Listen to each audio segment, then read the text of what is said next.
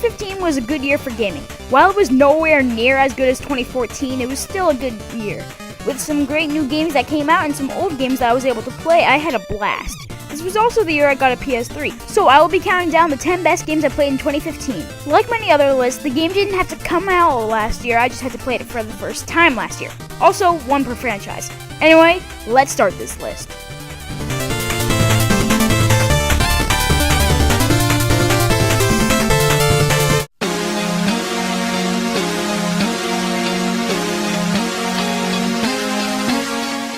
FIFA is definitely my favorite video game sports franchise, and while most of the games are similar, I still have a great time playing them. And the newest game in the series, FIFA 16, is great.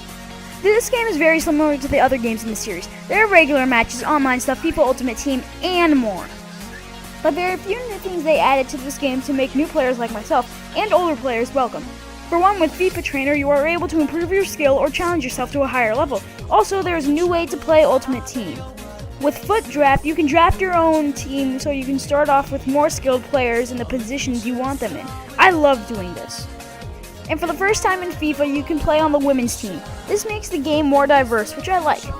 So while it wasn't the best game I played last year, I still enjoyed it a lot.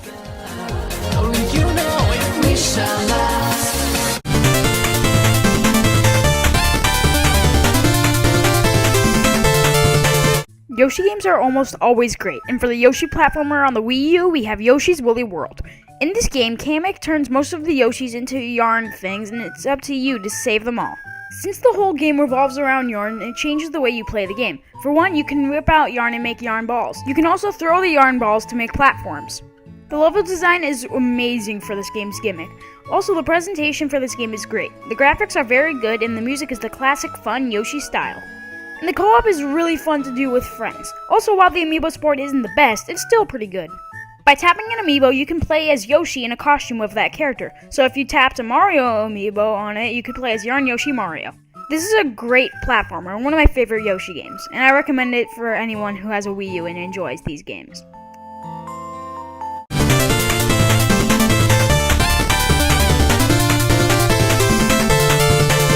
Anyone who's a fan of Mario has wanted to make their own Mario levels, and now you can. Super Mario Maker gives you all the options you would want to make your own Mario levels. It gives you 4 different level themes: Super Mario Bros., Super Mario Bros. 3, Super Mario World, and New Super Mario Bros. U. 6 different level designs: grass, underground, castle, underwater, airship, and ghost house, and a bunch of items, enemies, and platforms to place around the level. You can make fun, easy levels, very unique levels, or what I love to make, controller smashing difficult levels. Also, you can play other people's levels from around the world. It's very interesting to see what people like to make in their levels and to see the effort they put into making them. And the 100 Mario Challenge is a very fun way to do that. You get 100 lives and you have to do a certain amount of levels depending on the difficulty you choose. And if you finish them, you get a mystery mushroom character. Most of them can just be unlocked with amiibos, but it's still fun to do. Honestly, this is a very fun Mario game for the 30th anniversary. You still have it, Mario.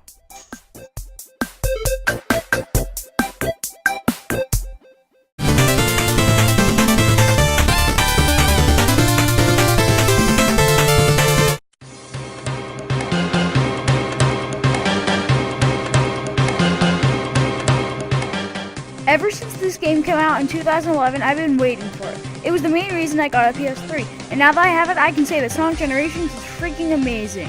This game has Dr. Eggman go to the past to fix his past mistakes. This means that there are 2 Sonics. Classic Sonic plays like he does in the classic games like the original Sonic the Hedgehog and Sonic 2, while modern Sonic plays like he does in Sonic Unleashed and Sonic Colors. This also means that you can go back and play remade versions of some of the most popular levels in the series.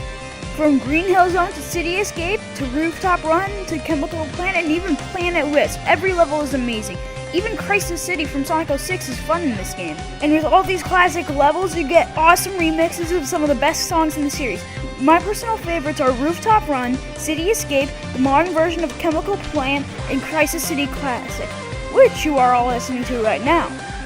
With all the classic throwbacks and awesome levels, this game is one of the greats in the series.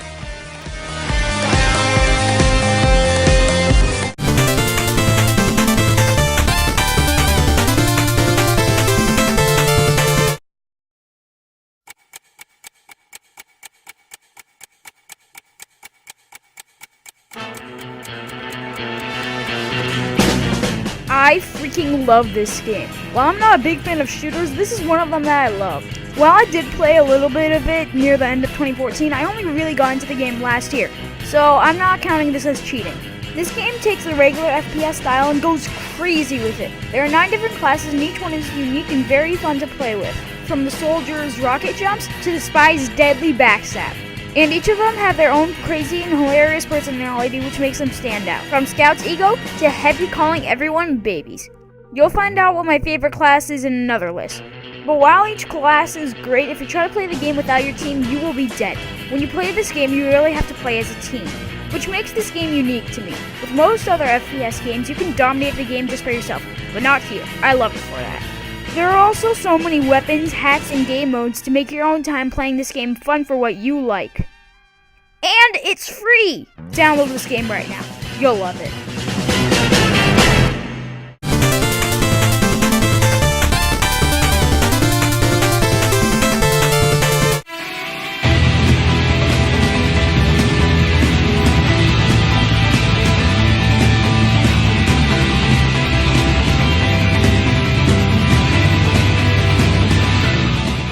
Xenoblade Chronicles is one of the best games ever made, and I don't think any other game in the series will be able to beat it, but this game is pretty damn close. Due to a war between 2 alien races, the people of Earth have to evacuate to the planet Mira. There, your avatar will meet Elma, one of the main characters of the game, and she will help you get used to the new world, New Los Angeles. From what I've played so far, this game's story is pretty good, so I'm not going to say anything else.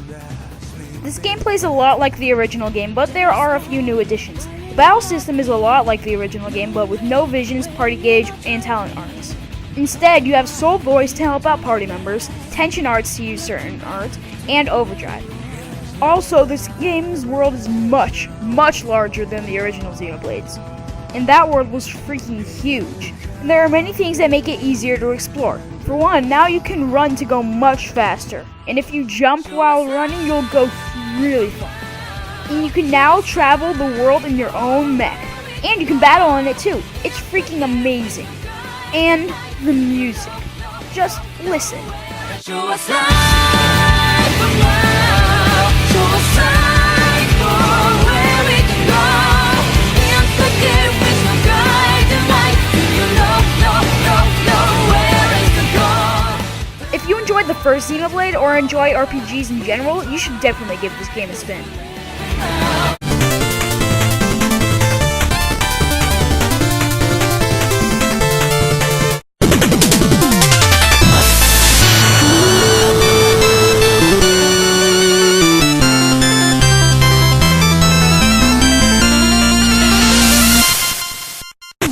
I sadly wasn't able to play this game in 2014, but I got to play it last year, and I love it. This game is freaking amazing. The game plays like some of the classic NES games. The level design is very good from start to finish, and the game can be very hard at times. The bosses are very fun and definitely provide a challenge, with my favorites being King Knight, Tinker Knight, and Black Knight. And the presentation is just amazing. The game has an 8-bit style that still looks very good in this generation of gaming. And the music is outstanding. There are many different songs, my favorite being The Defender. There are also many things to collect, and since this game is hard, you will be playing for a while. Also, the relics, which are basically new weapons to use with the shovel, are very fun to use and sometimes hard to get. I wouldn't finish this game without them. And while this game can be difficult, the game is so fun that I don't even care if you have to redo some parts. So if you haven't played this game, you are missing out on one of the best games in this console generation. So go buy it!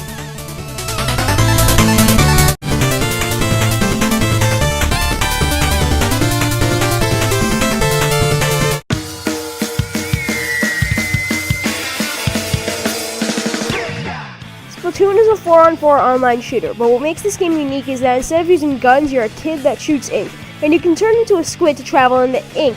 The point of the game is to get the most turf, not the most kills. I love this concept, and there are many other game modes. There's Ranked Battle, which is for more competitive people, and in that there are a few game modes, Splat Zones, Rainmaker, and Tower Control. All three are very fun, with my personal favorite being Tower Control. Also, there's a single player mode that is actually very fun with unique level design, puzzles, bosses, and story.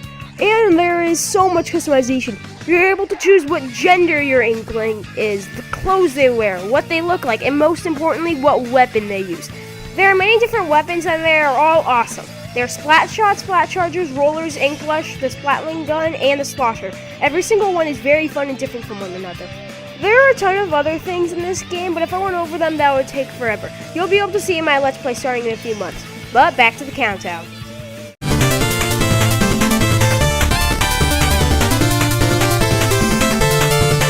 Since I was able to get a PS3 last year, I was able to play many games that I wasn't able to play before. I've already talked about 2 of those, but this was the main one I wanted to play.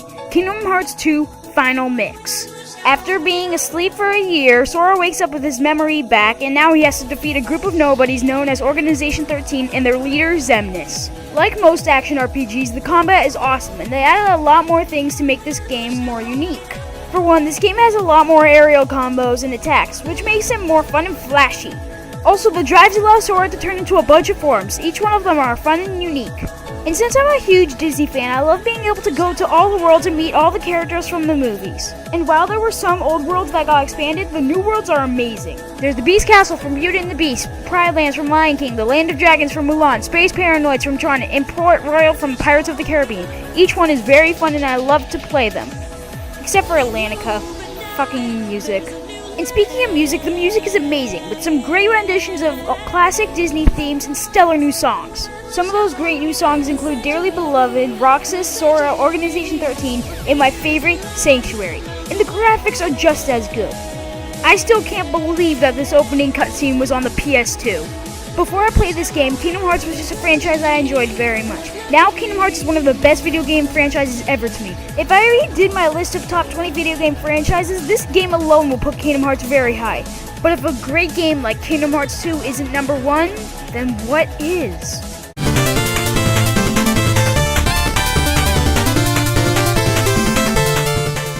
I didn't say no remakes.